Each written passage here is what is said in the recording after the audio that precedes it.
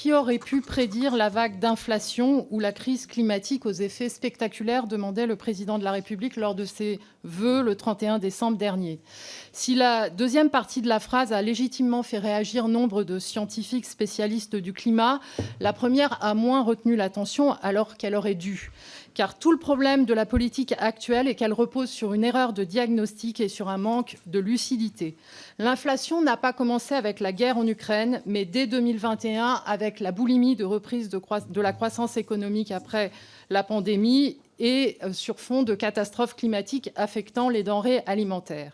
Mais en juin 2021, le ministre de l'économie nous dit « Nous n'avons pas de préoccupation particulière sur la poussée de l'inflation ». En novembre 2021, notre évaluation est que l'inflation est temporaire. En février 2022, le scénario principal du gouvernement est la baisse de l'inflation à partir de la fin d'année 2022.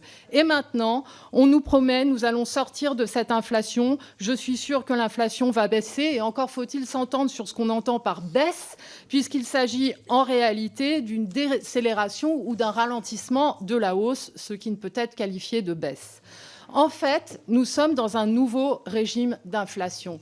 Et dans ce contexte, vous faites un pari. Je suis très étonnée de lire dans l'exposé des motifs du gouvernement qu'il y aurait un repli des cours mondiaux des matières premières énergétiques. Le rapport aussi parle de baisse des prix de l'énergie.